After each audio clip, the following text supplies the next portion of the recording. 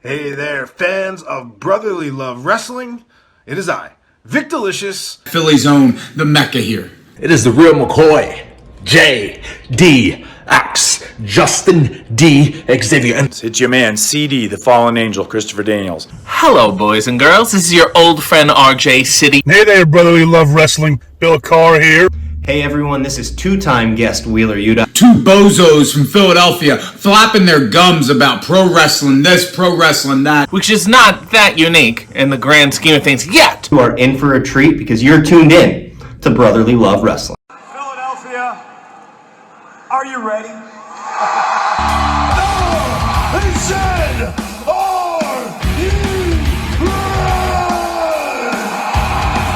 This is Brotherly Love Wrestling Podcast, your first stop for everything professional wrestling. So sit back and enjoy wrestling talk at its finest with your hosts, Larry Hall and Joe Corrado.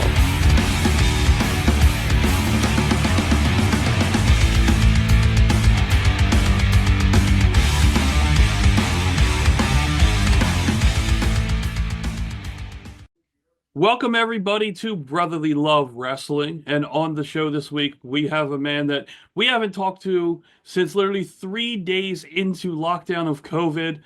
He is the most marketable, but also the inaugural and new ACW heavyweight champion, Mr. Richard Holliday. Richard, it's finally good to talk to you and see you and have you back on the show. Yeah, I mean, certainly better circumstances now. Absolutely. 3 days into lockdown. Geez, that was seems like a lifetime ago, which is great. But lots of time has passed. I'm doing great. I hope you gentlemen are as well. Yeah, we're hanging in there just like the rest of us. Mhm. Now, were you still slinging Starbuckses back? I mean, listen, the coffee intake has not dissipated. It has only grown since, honestly. But I'm more of a local shop guy. That's usually my vibe. Actually, today I kind of went and was doing some planning for the year and enjoyed myself a nice cortado, which, by the way, I don't know if you guys have seen that Starbucks is doing cortados now. I don't know what your knowledge is of what a cortado is, but it really is the coffee drinker's coffee order. And that's what I say to a lot of baristas that I visit around the country, and they concur. And I actually had this conversation with Claudio Castagnoli that the cortado is the coffee drinker's order, and we don't like what Starbucks is doing with the cortados. That's a local shop staple. So I went there today. Went to one in New Haven, Connecticut. One of my favorites, to Coffee Peddler. I'll shout them out. Just to support, and I love local coffee, so that's what I did today. But no, the coffee has not stopped. All right. So the coffee has grown. The facial hair has grown. Yeah, you were a baby face shave last time we were talking with you. Yeah, you've been a baby face your whole career. Now you were in the class of Rick Rude. It's good company. Listen, if I can be compared to anybody, it's the great Rick Rude, who sported a hell of a mustache. And somebody needs to carry that on. Somebody needs to let that live, right? That is such a iconic look. So to go from Rick Rude to Richard Holliday kind of makes sense, right? Yeah. Yeah, he embarrassed opponents as well, too. I mean, he had people's wives on his pants. I mean, he sure did. He sure did. And I'm pretty sure you're looking to embarrass some opponents as well. Just like you did at ACW 25? 20? It felt like 25. There were some large people in that ring with you. 20 other. You came in one. You outlasted them all. Now, how does that stack up from other victories that you've had? Listen, it's impressive, of course, but that's, when I drew number one, first off, I was pissed because I should have been granted number 20, but I earned it the hard way. And, for me going in there and 19 other individuals, really, some people might look at that as a daunting task, but I just said, I'm Richard Holliday. When you're breathing rarefied air, you can get number 1, number 4, number 19, or number 20. It doesn't really matter. The end result was going to be the same. I was going to be the ACW world champion, and now I am. Yeah, I was gonna say, and like I said before we started talking, is that I listened back to our episode and I was kind of worried at ACW because the last time you won an inaugural title, you threw that right in the trash after you won it. And that was the Beyond Championship Wrestling title. So I was kind of worried you picking up that ACW title, but I mean, you seem to treasure it a little bit, obviously a lot bit better than the Beyond Wrestling when you did that. It didn't end up in the trash. It didn't end up in the trash. It's still over your shoulder. Nice promotional picks that you got with it. I mean, this is a bit different Richard Holliday that we've seen that over the past 6 odd years, you've grown a little bit.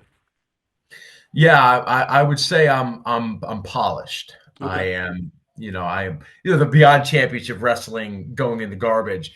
I mean, that was a moment in time. I'm just going to leave it at that. I don't want to divulge too much into what Beyond Championship Wrestling was. It clearly doesn't exist anymore. Maybe partially because I threw the championship in the garbage. I'm not sure, but it doesn't exist. ACW does exist, and it is booming, growing. It is the hottest promotion in the country right now. Just the inaugural show of having 1,500 screaming fans, packed to the gills, selling out the MJN arena, which is a pretty historic arena over there in Poughkeepsie. And this is no small feat to do what we did. And the card was stacked, so the allure for fans to come to the door was there. But it's what you do in between the first and last bell that matters, right? You can put whatever you want in a card. What happens when people get in the arena and they see what you're doing? And ACW just delivered on every single facet. And now with me as champion, it's only going to grow. People who came and saw, they wanted a champion. They're like, man, we love this. We need a champion who we can be proud of, who we can really root and get behind. And maybe we could charge more money at the door, because there's going to be more demand for tickets. It all just makes sense. Richard Holliday, more money, ACW champion. It's just all these words kind of mixed together. Yeah, I was actually surprised. We were there and in the arena when you were, there was a warm reception for you as the champion. You expect a lot of, but there was a healthy mix of both. I mean, some were more familiar with your career than others. I don't know what it was, but they seemed pretty excited when you want. I mean, it is maybe the heat of the moment where you just saw a 45-minute plus match and you were there the whole time. There was maybe they were smart wrestling fans in New York. I would not have thought it, Yeah. but the appreciation was there. Yeah, I mean, it's a mixture of things, right? So one, take a step back. It's the excitement of a new champion. Being there and saying, all right, one of these guys is going to become the new champion, and I'm here, I'm in attendance, and history is going to be made regardless of what the outcome is of who the winner is. Someone's going to be the champion, and it's always exciting. Rumbles are always exciting in and of themselves, right? It's Rumble season. People are excited for Rumbles. Just seeing people going over the top rope, who hangs on, who hits the floor, that builds the excitement as well. So the excitement gets built. Then when it comes down to the final two, it's like, all right, well, one of these guys is going to do it. And if you were there in attendance, people were loud, whether they were screaming for Wrecking Ball or screaming for me. I ended up victorious. Now, in terms of the reception, whether half of them were booing, half of them were cheering, at the end of the day, when you're as polarizing as Richard Holliday, that's what's going to happen. People are either going to not like you because you're so great, or they're going to love you because you're so great. And at the end of the day, it doesn't really bother me which side of the fence you fall on. As long as you're loud, and you're going to be loud, that's all that matters. Maybe you garner more respect being as seasoned and as polished as you put it. I mean, it is you didn't eliminate someone who was small. Let's put it that way. Wrecking Ball is exactly that. He is a very large human being. He's a mountain of a man. Yeah, he is. And I do feel polished. I'm very polished. I'm the best version of myself that I've ever been. And it's scary to think of how much better I can get and how much better I will get. Just taking a look at the progression that I've had, you have to kind of believe that that progression is only going to continue. I'm not going to taper off or anything like that. So, no, you're still young. Yeah, of course, man. I'm not even in my prime. I'm not, which is scary. Now, what do you attribute that to? Like, how did you make that that leap? Was there anything in the training, diet? Was there any words that you took from someone, or is it just something in your mindset that just put you there? No, no words from anybody. The only person who I look up to is the future version of myself, and that's the truth. There's some people who get into this business and they really want to do this. They feel that they can be great at this. And then there's people who get into this business because they're going to be great at this, and that would be me. So for me, I knew I was going to be great at this. I've been an athlete my entire life. I'm extremely polarizing. I can talk with the best of them. You put all of that combined with the fact that I work extremely hard. My diet is completely on point. I have a nutritionist. I have a trainer. I've dedicated my life to this. And that's, when you dedicate your life and you have all of these attributes working for you, that combination is going to get results for you. So look at all this that's happened, all the work that I've put in behind the scenes. See, a lot of wrestlers will think that they'll go to wrestling school or training, once a week, and then they'll have maybe a few matches a month, and they'll say, "No, man, I'm doing this. I'm really putting a lot into this." This is a 24/7 job in terms of mindset and mentality, and I have that, and that's what's garnered all these results for me. Is that I don't think about anything else other than this. How do you keep your focus? Because I'm sure people would love to know, in this day and age of people just losing focus on what they're doing, like, how do you stay focused? Yeah, and I think that goes for anybody in any industry. And the thing about wrestling is that I've seen so many talented people come and go, and they last, whether it's a couple of years or they only last a couple of months. You don't really know what's going on in their personal lives. I've taken everything and put it in second place to this. Personal relationships, whether it's family relationships, whether it's my personal social life, it all comes second. It just all comes second. My training comes first. My diet comes first. When I'm on the road, it's just when you want something, when you're dedicated to, when you dedicate your life to stuff, you have to dedicate your life to it. And that's your mindset too. I don't ever turn it off. Yeah, I'm going to throw out not a suggestion, but something that, like, maybe like a day in the life, but you just visiting these coffee houses and almost like promo. It's just you doing your order. I think that would be enough, like a 5-minute clip where people would be like, all right, you're putting over the coffee house or establishment or whatever, and they get to see you. And it's just, it would be. So I have toyed with the idea of doing a couple of different things. One of them being pretty much what you just mentioned of going to the coffee houses, going to the shops, and doing like a little review, kind of like a mini vlog in that sense. Like almost like a Dave Portnoy, the one bite pizza challenge. Yeah. You would be the one sip coffee. You'd be coffee snob. I could do that. Here's my take on that though. I think that Portnoy, he's the guy, right? He's numero uno. He's the guy. Yeah. And we all love what he does with the point scales.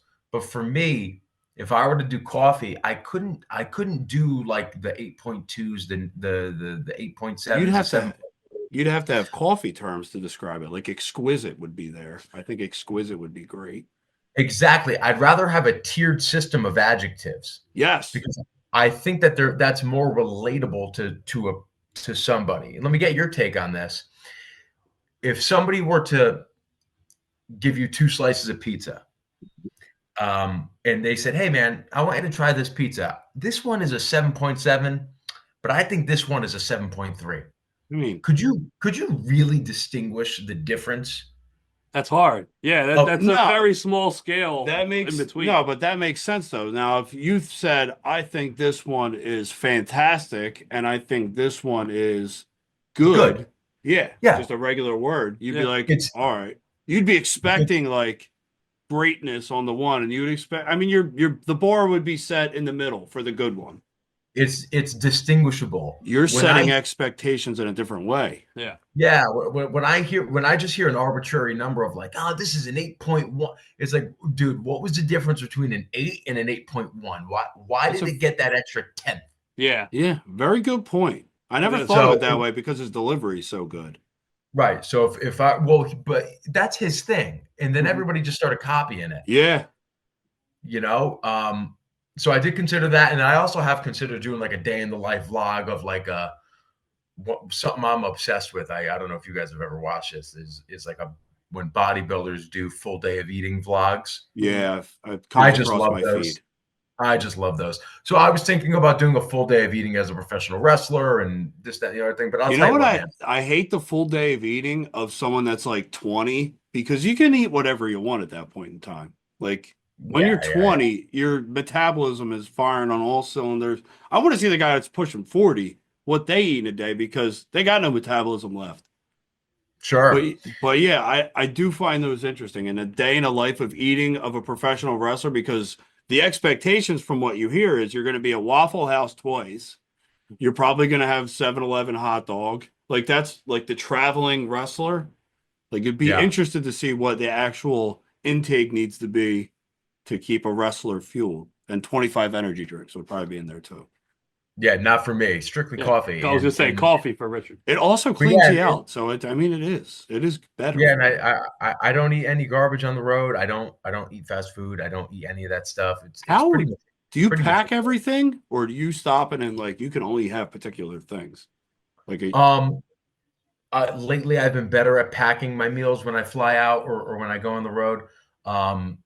If it's a booking I can drive to, then yeah, the meals are packed 100%. Yeah. When I get on the plane, it gets tough.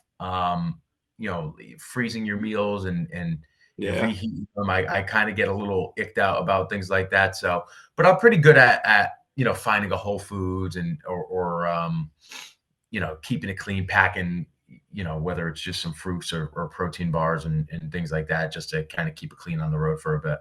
Dude, those ready-made rotisserie chickens you could buy at any supermarket pretty much. Those things why? No, that's garbage. It's such easy protein though. That's easy. I'm not eating the dark meat. I'm eating the breast. Yeah. I mean, listen, I would eat it if push came to shove, but that wouldn't be the first. All right, give me what you don't consider garbage. Like what are you getting at a Whole Foods and having to make for yourself on the way? Well, if I go to a Whole Foods, I can get like they do a good salmon or they do a good just chicken breast. And they'll make it for you there?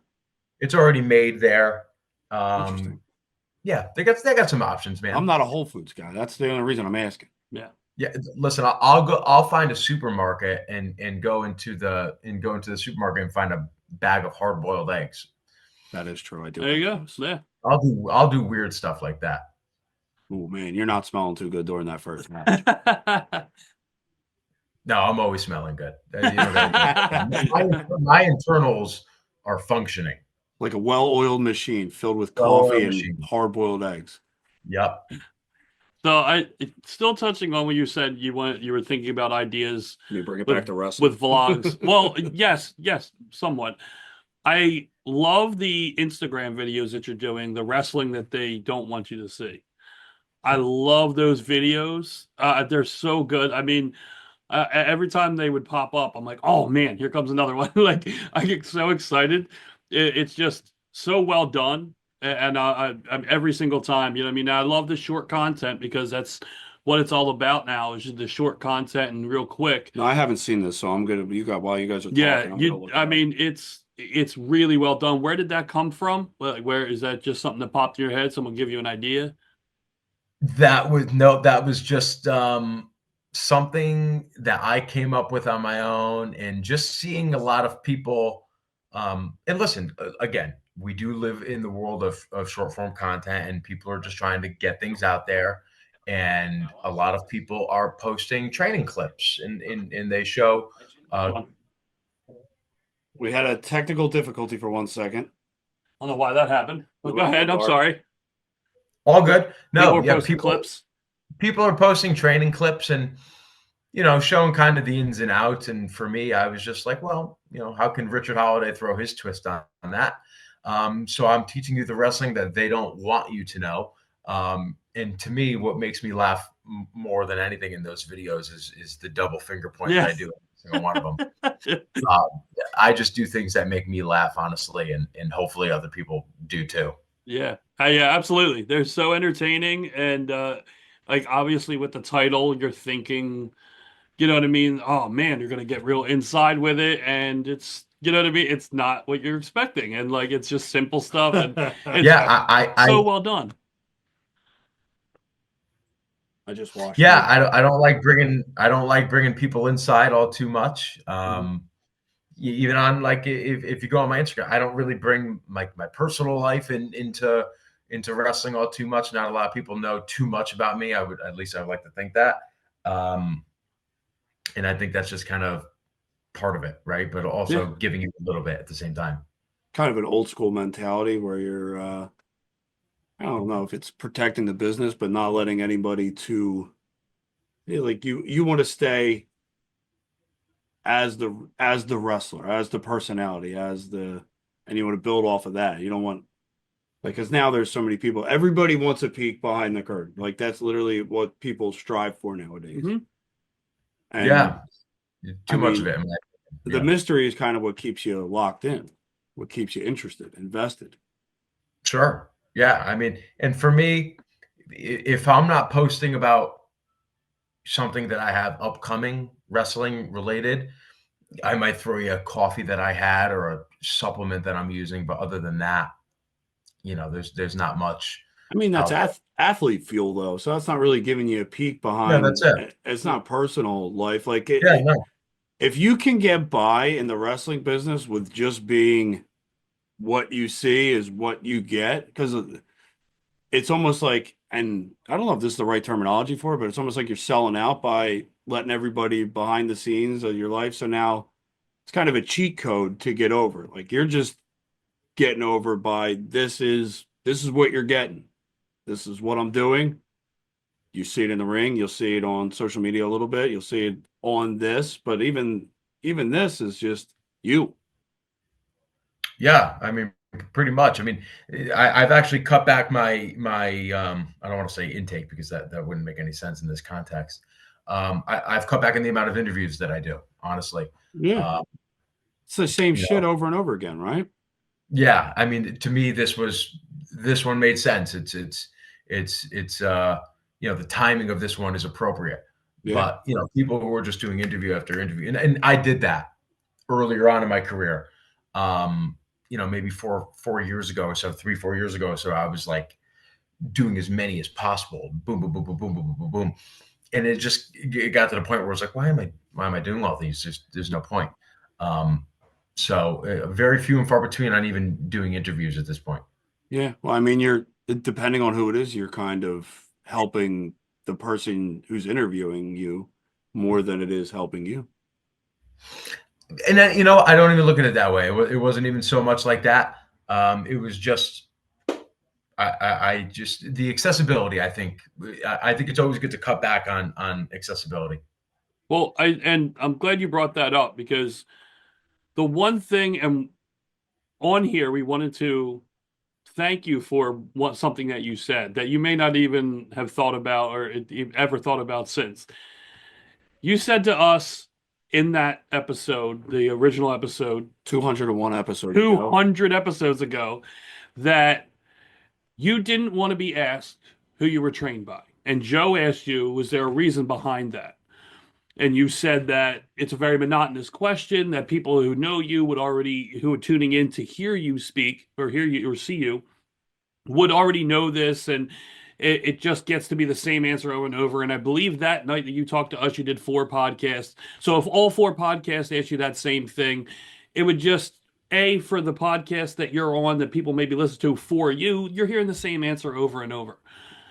That time frame, all leading up to that time frame, we were doing that because we were still brand new doing podcasts. And looking back and seeing where we started turning was that episode. And you kind of opened our eyes to that.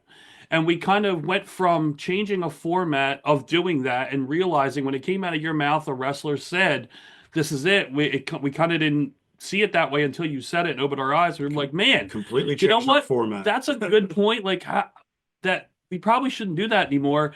And we kind of went to this, which is kind of wrestling barbershop talk where we just kind of let everything go and talk about whatever, whether it be coffee. Or the last show we did, we went to pizza. Like it just kind of goes. So we do want to thank you because without you, I don't know how far we would have gotten if we were doing that same bullshit of where did you train? Were you a fan growing up? And it's one thing that we avoid at all costs when we do our show. Wow. That's pretty cool to hear. Yeah, thank you for that. So you're telling me that I was teaching you the podcast tricks they don't want you to know. Yeah, exactly. That's brilliant. That's brilliant. Yeah. Yes, but yeah, we definitely owe you a debt of gratitude because it was one thing that kind of opened our eyes. I mean, until a third person sees it or a new set of eyes looks at it, we didn't really look at that. So yeah, that's one thing that we have strayed away from. And it definitely has helped us in doing this show, doing interviews, and just talking in general is just staying away from that kind of monotonous, it boring makes more question. sense to be the podcast that you hear things that you've never heard before that you normally wouldn't hear in this type of setting than it does to hear the same thing that you can turn on any podcast like ours. Like obviously like the larger podcasts that are profitable, the way that they run things is a little different because they're getting paid to do it. Like, Yeah. This is kind of something that we enjoy doing and we didn't want it to feel like work. So actually just talking like this is fun for us. Well, I mean, the way I looked at it, and I'm not comparing myself to a major, musician or something like that. But let's say you were talking to Billy Joel or something. Good pick. Yeah. And 100 people go up to Billy Joel, and 99 of them were like, "Man, tell me about the time you started writing Piano Man." Billy would just be like, "Oh, blah, blah, blah, blah." And then the 100th person comes up to him and he's like, "Hey, man, I really loved Summer Highland Falls. What was the inspiration behind that?" He would Yes, He'd be overjoyed. He'd be overjoyed, and just say, "My God, nobody ever asks me about that song, and I love that song so much, and this was the inspiration, and this was the blah, blah, blah, blah," and then it would just be a better conversation. You got yourself a show at that point. Yeah. Yeah. So ACW, we touched on it. Brand new promotion, inaugural champion, win the belt. Crowds going both ways, and then the guy couldn't even make an appearance. He had to Zoom meeting in, but your challenger set for May 17th, right back where it started. Matt Cardona says he's coming to be the belt collector. How did that make you feel? Yeah, I mean, at the end of the day, I mean, why couldn't he make it live in person? He had to do it via satellite. I mean, was he waiting for a toy to be delivered to his house? And then he had to sign off on the package to make sure that it got delivered properly. He can call himself the belt collector all he wants. He's not going to collect mine. That's for damn sure. I've been in the ring with Matt Cardona before, and I know what he's all about. And listen, all respect to Matt Cardona. I respect what he does to the upteenth degree. I really do. What he has done for himself and what he's doing for the industry currently can't go unsaid. Matt Cardona, you're the man. You are, man. You're the man. Just not on May 17th. You're not the man. That won't be your night. That will be my night. and every night that ACW hosts an event will continue to be my night. So that is a marquee match. You could tell by the reception of the crowd when they realized that it's going to be Matt Cardona versus Richard Holliday for the ACW championship, a marquee money main event match anywhere in the country, and it's going to be a main event in Poughkeepsie, New York. The excitement was there. So sure. I know that is going to be quite the matchup, and I'm looking forward to it. It's just not going to be the night that Matt expects it to be. Well, I mean, that some would say he was there already, and now he's kind of down and trying to get back, where you're on the way up climbing. So someone kind of faltered, someone's climbing. I mean, you meet there, you got the momentum. As far as I'm concerned. He's cutting interviews on Ariel Helwani saying about how much he wants to go back to WWE. Yeah, and it's true. All right, it's like, all right, listen, if that's where your mindset's at, see, I don't worry about that. I worry about where my feet are. My feet is at ACW on the 17th of May. You don't seem like you would be a stepping stone. Just knowing and seeing you wrestle, you're not a stepping stone. No. I had somebody tell me once that we had a match, and a few weeks down the road or something, he told me, you are the standard for independent wrestling. And I feel that way. Sometimes I feel like the indies are honestly lucky to have me, if I'm being perfectly honest.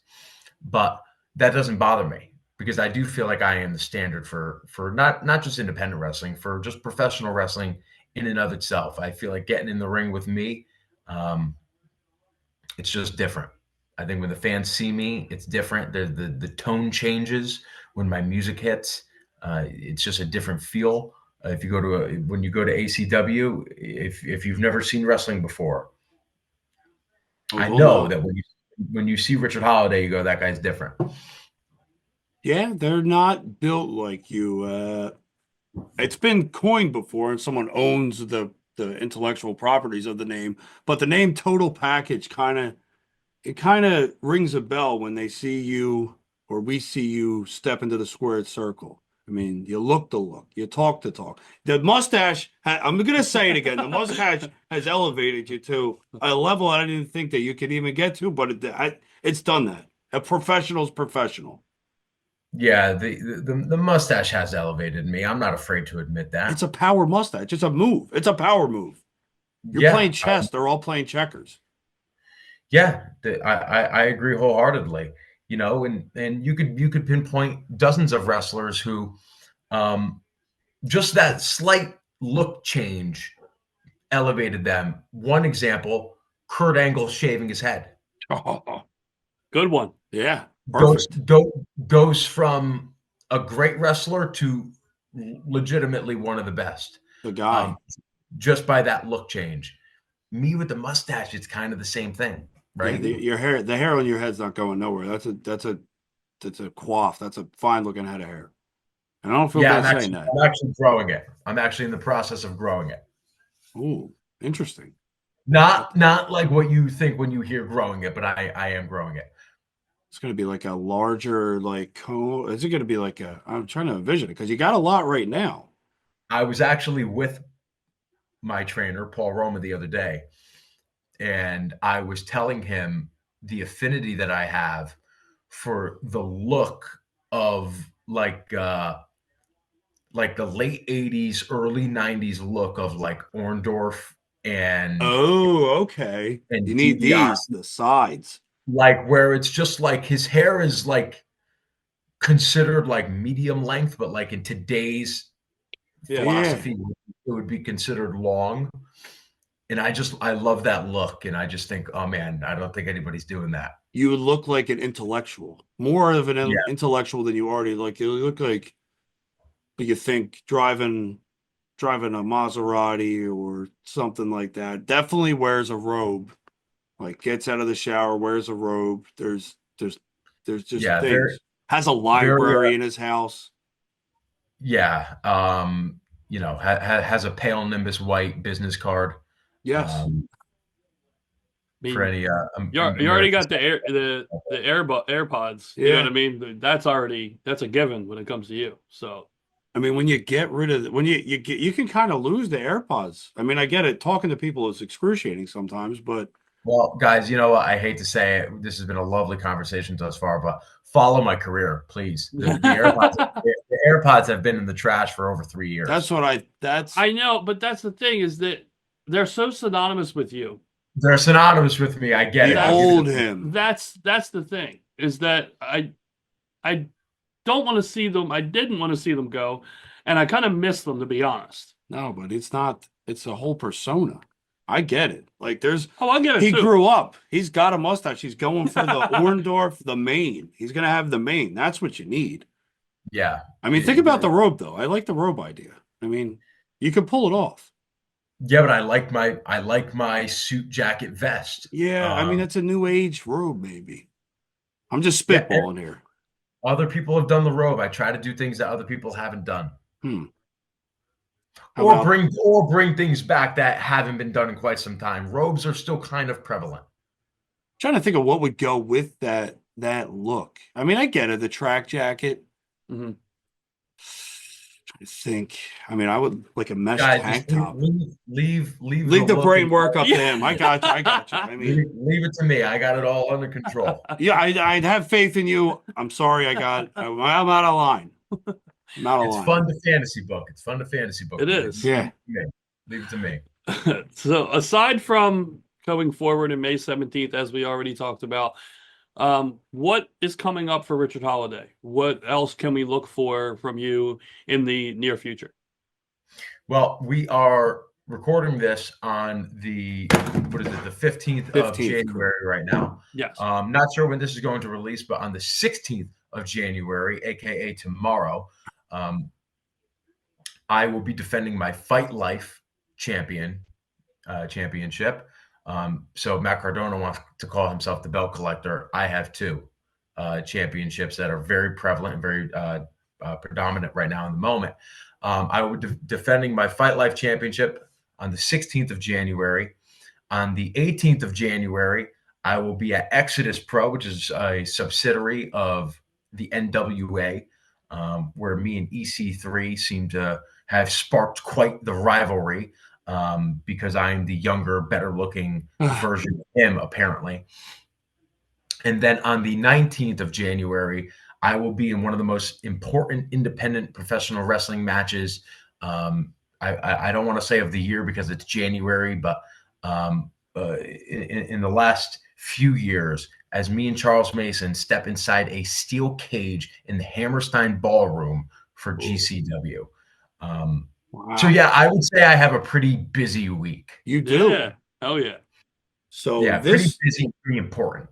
This will be released tomorrow before your title defense, so maybe people can get their earful before they watch you. Yeah. That would be great. Yeah. So Richard, again, we just want to thank you so much for being on with us, talking with us. It's great to actually see you and be able to talk to you like this. And everything that you've gone through to build your way back to where you are, this new version of you, or maybe not new version, but the more polished version, as you said.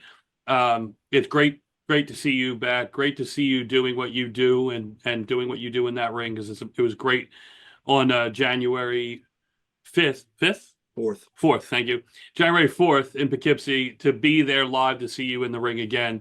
And we cannot wait. Obviously, those other events, Hammerstein Ballroom, great venue, amazing wrestling venue. The history in that one's another real big one. But MJN Center, May 17th, that we will definitely be in attendance for. We'll see you up there. We can't wait for that as well.